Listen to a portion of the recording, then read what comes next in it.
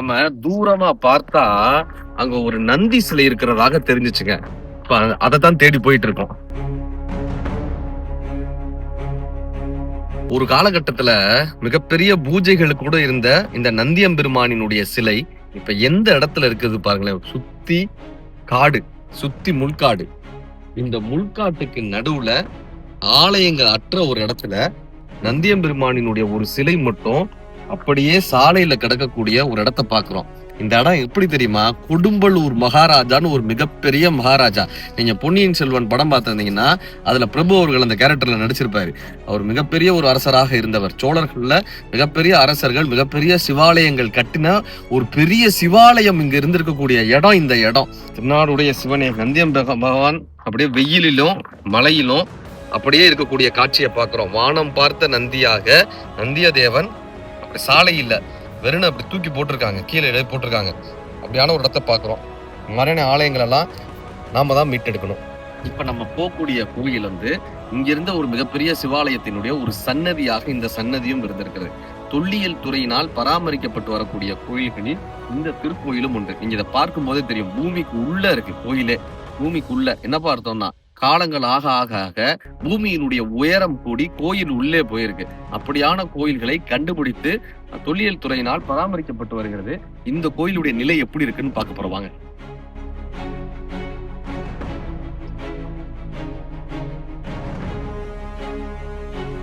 இப்ப நம்ம இருக்கக்கூடிய இந்த இடம் இருக்குல்ல, மிகப்பெரிய வரலாற்று சின்னம் மிக்க முக்கியமான ஒரு இடம். பொன்னியின் செல்வன் படிச்சவங்களுக்கு தெரியும்.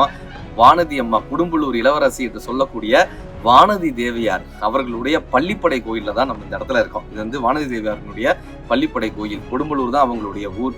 கொடும்பலூர் தாத்தா தான் அவர்களை வளர்க்கிறார். ராஜராஜ சோழன் அடிக்கடி அவர் தனக்கு பிடித்த இடமாக வரக்கூடிய இடம் தஞ்சையிலிருந்து இந்த கொடும்பலூருக்கு தான் வருவார். அந்த வானதி தேவியை தான் அவர் காதலிச்சார். அவருடைய பட்ட மகிழ்ச்சி உலகமாதேவி இருந்தாலும் கூட அவருடைய காதல் மனைவியாக வானதி அம்மா தான் இருந்தாங்க. இந்த பள்ளிப்படை கோயில் யார் தெரியுமா கட்டினாங்க?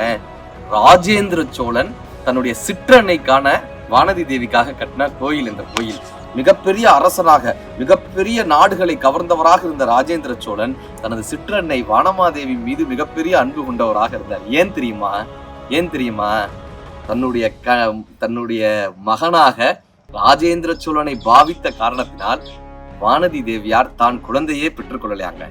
மருந்து சாப்பிட்டு தன்னுடைய கருவில் குழந்தை தங்கிவிடக் கூடாது என்பதற்காக மருந்து சாப்பிட்டு தன்னுடைய கருப்பையை சிதைத்தவர்களாக வானதி தேவியார் இருந்திருக்காங்க சொல்லுவாங்க. அப்படி ராஜேந்திர சோழனால் தனது தாயாரான வானதி தேவியாருக்கு கட்டப்பட்ட பள்ளிப்படை கோயில் தான் இந்த அற்புதமான கோயில். இந்த கோவிலினுடைய இன்றைய நிலை என்னன்னு பார்க்க போறோம். கிட்டத்தட்ட 1500 வருடங்களுக்கு மேலாக பழமையான ஒரு கோயில். அதனுடைய நிலை என்னன்னு இப்ப பார்க்க போறோம். வாங்க.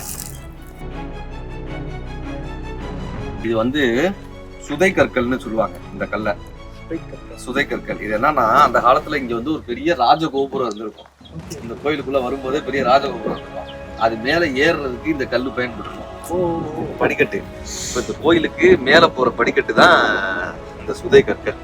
இது வந்து சுதை கல்னு சொல்லுவாங்க. செங்கல் மாதிரியான சுதையால் கட்டப்பட்ட கல். இந்த இடத்துல நிறைய கல்வெட்டு தெரியுதா? இந்த கல்வெட்டு எல்லாமே ஒரு ராஜேந்திர சோழன் காலத்துல கட்டப்பட்ட இந்த கல்வெட்டு. இந்த கோயிலுக்கு யார் யார் என்னென்ன நிவேதனங்கள் கொடுத்துருக்காங்க, இந்த கோயிலுக்கு சுத்தி என்ன நிலம் இருக்கு, இந்த கோயில்ல என்னென்ன பூஜைகள் நடக்கும், இதெல்லாம் தான் இந்த கல்வெட்டுல அதிகமாக இருக்கும். அதே போல கோயிலுக்கு உபயதாரர்கள் யாராக இருந்தாங்க, அப்புறம் ராஜேந்திர சோழன் எந்தெந்த நாட்டை ஜெயிச்சாரு, இல்ல இந்த கொடும்பாலூர் மன்னன் எந்த இதுல ஜெயிச்சாரு, அவருடைய வரலாறு என்ன, கொடும்பலூர் மன்னருடைய வரலாறு என்ன, வானதி தேவி அம்மாவுடைய சிறப்பு என்ன, இதெல்லாம் இந்த கல்வெட்டுல இருக்கும். கோயிலுடைய பூஜைகள் செஞ்சிருப்பாங்க. இப்ப இந்த ஒவ்வொரு கல்லும் கீழே கிடக்குல, ஒவ்வொரு கல்லையும் நம்ம ஆராய்ச்சி செஞ்சோம்னா அதுக்குள்ளார ஒரு கல்வெட்டு இருக்கும், அதுக்குள்ளாடி ஒரு வரலாறு இருக்கும். இப்ப இந்த கல் என்ன தெரியுமா?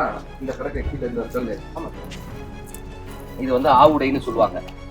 ஆவுடை அதாவது என்னன்னா, சிவபெருமானுக்கு கீழே இருக்குல்ல, அது பேரு ஆவுடை. மேல இருக்கிறது பேரு லிங்கம். சிவபெருமான 3 வகையா பிரதிஷ்டை பண்ணுவாங்க. பிரம்மபாதம், விஷ்ணு பாதம், சிவபாதம் 3 பிரதிஷ்டை பண்ணுவாங்க. இந்த இடம் வந்து ஆவுடையாக இருந்திருக்கிறது. கீழே இருக்கிற பாகம். இதுக்கு மேலதான் லிங்கத்தை பிரதிஷ்டை பண்ணுவாங்க. மருந்து வச்சு இதுக்குள்ள லிங்கத்தை வைப்பாங்க. அப்படியே சுத்தி வந்து இங்க பிரகாரத்துல நிறைய லிங்கங்கள் இருந்திருக்கும். ஒரு காலகட்டத்தில் நீங்க இப்ப காஞ்சிபுரம் ஏகாம்பரேஸ்வரர் கோயில், மீனாட்சி அம்மன் கோயிலாம் போனீங்கன்னா நிறைய லிங்கம் சுத்தி இருக்கும். இப்படி இந்த கோயிலே ஒரு பெரிய இந்த இடம் பூரா இருக்கக்கூடிய கோயிலா இருந்திருக்கு. அப்ப இந்த லிங்கங்கள் வந்து இப்படி ஒவ்வொரு இடத்துலயும் இருந்த லிங்கத்தெல்லாம் இவங்க இப்படி தூக்கி போட்டுருக்காங்க. அப்படி தூக்கி போட்டதுல இருந்த ஆவுடை தான் இந்த ஆவுடை. இந்த ஆவுடையினுடைய கார்பன் டேட்டிங் பாத்தீங்கன்னா எப்படியும் குறைஞ்சது ஒரு 1500 வருஷம் பழமையான கல்லாக இருக்கும். நந்தியம்பெருமானினுடைய அற்புதமான சிலை. இந்த நந்தியம்பெருமானுக்கு கிட்டத்தட்ட குறைஞ்சது ஒரு 1000 வருடங்களாவது பிரதோஷ பூஜையை பார்த்த நந்தியம்பெருமானினுடைய சிலையாக இருந்திருப்பார். அது எப்படிப்பா தெரியும்னா, இங்க கல்லுல அபிஷேகம் பண்ண அந்த கல்லே வளவளப்பாக மாறிடும். நீங்க தொட்டு பார்த்தாலே அந்த பிசின்கள் தெரியும். கல்லுல இந்த பிசின்கள் தெரியுதா? இதெல்லாமே அபிஷேகத்தில் இந்த பஞ்சாமிர்தம், பன்னீர், விளக்கினுடைய பிசின் இதெல்லாம் சேர்த்ததாக இந்த நந்தியம்பெருமான் தத்ரூபமாக இன்றைக்கும் இருக்கிறார். நமக்கு இன்னும் தத்ரூபமாக அருள் பாவிப்பவராக இருக்கிறார். இப்படியான ஒரு காலத்தினுடைய மிகப்பெரிய சின்னத்திற்கு முன்னால் நாம் நிற்கிறோம்ன்றதுதான் இன்னைக்கு நமக்கு கிடைத்த ஒரு பெரும் பேரு. வாங்க சாமி சன்னதியை போய் பார்ப்போம். இந்த இடம் பாத்தீங்கன்னா அர்த்த மண்டபம்னு சொல்லுவாங்க. ஆர்கிடெக்சர்ல முன் மண்டபம் இல்ல அர்த்த மண்டபம் அப்படின்னு சொல்லுவாங்க. இந்த அர்த்த மண்டபத்தை யாரு கட்டினாங்க அப்படின்றத நம்ம பார்க்கணும்னா இந்த மேல இருக்கக்கூடிய எப்பவுமே இந்த சீலிங்ல பாக்கணும். பிறைச்சந்திரன் வடிவத்துல இது என்னப்பான்னா, நீங்க இந்த கொடியில போடுவாங்கல்ல சின்னங்கள், லட்சணைன்னு சொல்லுவோம். அந்த லட்சணையினுடைய வடிவங்கள் இந்த வடிவங்களாக இருந்துச்சு. இந்த சன்னதியில அம்பாளினுடைய சிற்பம் இல்ல. சிற்பத்தை எங்க வச்சிருக்காங்கன்னு தெரியல. ஆனா அம்பாளினுடைய சிற்பம் இல்லாத, சிலை இல்லாத வெறும் சன்னதியாக இருக்கக்கூடிய சன்னதியை நம்ம பார்க்கிறோம். இப்ப இந்த இடம் இது இன்னும் அப்படியே அந்த காலத்து வடிவத்திலே அப்படியே இருக்கிறதா இதனுடைய ஆச்சரியம். இது அந்த காலத்துல வடிகால், அதாவது இந்த தண்ணி அபிஷேகம் எல்லாம் பண்றாங்கல்ல, அபிஷேகம் பண்ண தண்ணி அப்படியே இந்த ஒரு வாய்க்கால் மாதிரி இருக்கு பாருங்க. கல்லுல வாய்க்கால் பண்ணிருக்கான் இந்த காலத்துல. அப்படி கல்லுல வாய்க்கால் பண்ணி அபிஷேக நீர்லாம் அப்படியே இந்த இடத்துல விடும். இது பேர் அபிஷேக தொட்டின்னு பேரு. இந்த இடத்துல விழுந்துடும் அபிஷேக தொட்டி. அந்த வாய்க்கால்ல இருந்து இந்த அபிஷேக தொட்டியில விழுந்து இந்த ஓட்ட வழியா வெளியே வந்துடும். எங்கப்பா போகும்னா, சுத்தி வயல்வெளிகள் வச்சிருப்பாங்க. இங்க சுத்தி வயல்வெளிகளா இருக்கும்.